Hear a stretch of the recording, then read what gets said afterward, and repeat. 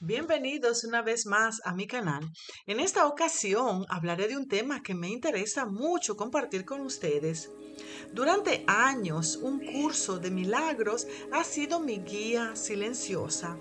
Me ha ayudado a responder a las preguntas que no me atrevía a hacer, a comprender mis necesidades más profundas e incluso a ver los problemas del mundo con nuevos ojos. Para mí y para muchos de ustedes que ya lo han leído, este libro es como una Biblia moderna. Es considerada una mapa para reencontrar la paz. Fue escrito en 1977 por Ellen Schumann y William Tedford. Ellen era una psicóloga neoyorquina que se definía como atea, hasta que comenzó a escuchar una voz interior que reconoció como la voz de Dios.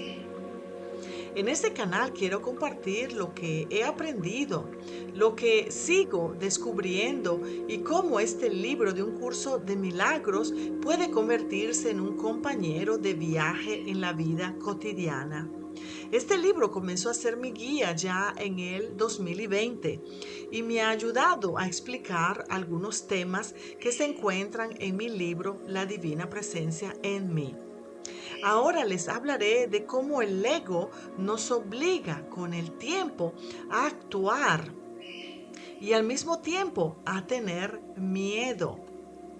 ¿Te imaginas lo que significa no tener preocupaciones, angustias ni ansiedades, sino simplemente estar en todo momento perfectamente en calma y tranquilo? Sin embargo, este es el propósito del tiempo, aprender.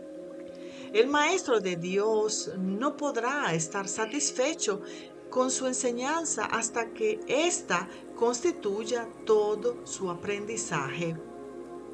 Que el tiempo no es nuestro esclavo, sino que forma parte de todo lo que se vive. Pero no debemos pensar que el tiempo no es algo que deba subestimarse. Cuando esto haya sucedido, ya no necesitarás un maestro, porque cuando somos guiados por el Espíritu Santo, lo habrás comprendido por ti mismo. Este libro nos recuerda que cada uno de nosotros es un estudiante y también un maestro. Una fuente de desánimo que percibimos y por la que podríamos sufrir es creer que las preocupaciones no requieren tiempo y que los resultados de la enseñanza del Espíritu Santo están lejos en el futuro.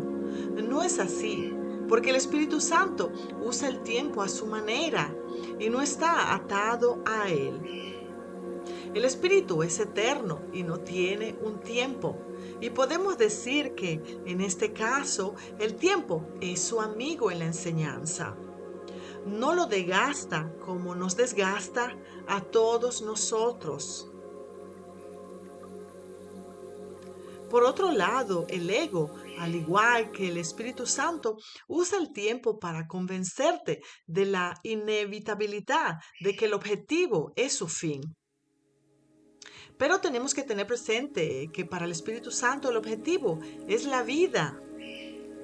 El ego es un aliado del tiempo, pero no su amigo. Nos recuerda continuamente que la vida se nos está terminando y como resultado no dejarte encontrar paz ni siquiera en la muerte. Cuando nos sentimos culpables, esto corroe el alma y el espíritu. Por eso el ego te ofrece la inmortalidad incluso en el infierno. Te habla del cielo, pero te asegura que el cielo no es para ti. ¿Cómo puede alguien que es culpable esperar el cielo? Aquellos que se identifican con el ego no pueden evitar creer en el infierno. Sus pesadillas y sus miedos están todos asociados a él. Nadie que sigue la enseñanza del ego está exento del miedo a la muerte. Sin embargo, sería tal vez aterradora la muerte si se pensara en ella como el fin del dolor. Ya hemos visto este extraño paradojo en el sistema de pensamientos del ego, pero nunca tan claramente como lo explica este libro de Un Curso en Milagros. Porque el ego debe darte la impresión de alejar el miedo de ti para seguir teniéndote como aliado. El ego intenta, y lo logra con demasiada frecuencia, hacer ambas cosas, utilizando la disociación para mantener juntos sus objetivos contradictorios, de modo que parezcan estar reconciliados. Así enseña el ego.